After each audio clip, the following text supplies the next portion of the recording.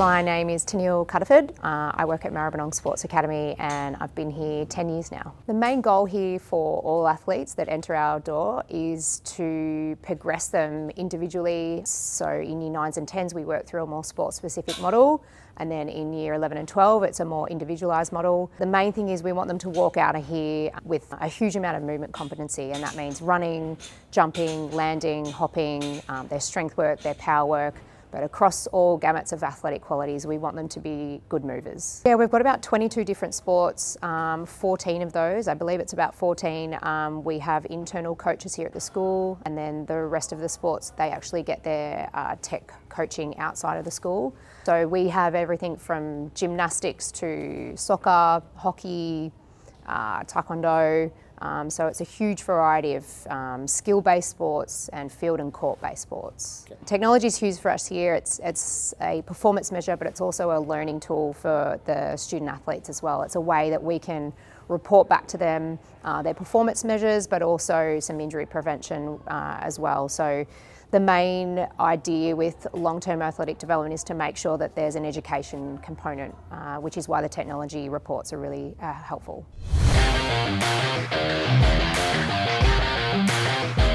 I think we're saturated with data, so the key is when we're using technology is to really understand what data we're trying to draw out and exactly how to use it. There's so many pieces of information that can come flooding in from all sorts of technology that we use, but the key part is to really narrow down on the simplicity of it and make sure we're actually using it practically. So we're not just looking at numbers and reporting it back, we're actually able to find some assumptions out of that data and then practically implement that for the student athletes. Since using VueMotion, it's given us the capability of going into detail with 3 specific metrics, being positive running, switching and ankle stiffness.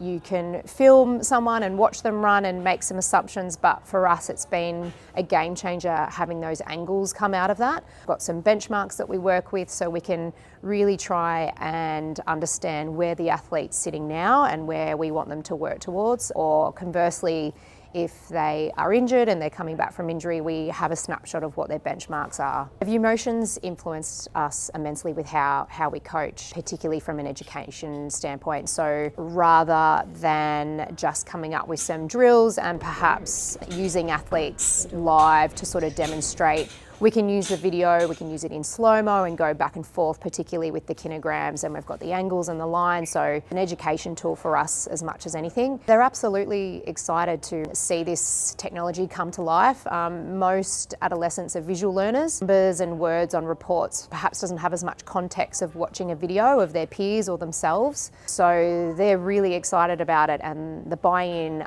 even from a running tech point of view, has been really, really helpful. I had an AFL male last year go through the VueMotion testing at the start of the year, and we could see some huge deficiencies in his running, and being an AFL athlete, that's a running-based sport, so incredibly important that he can run efficiently and run properly. So over the next 6-month period, it was actually a 20-week period specifically, we had a running tech session once a week and then a plyometric session once a week. And in that time, we were able to gain 0.91 seconds on the speed of his max velocity test. So that's a huge win for him, particularly in the sport that he plays.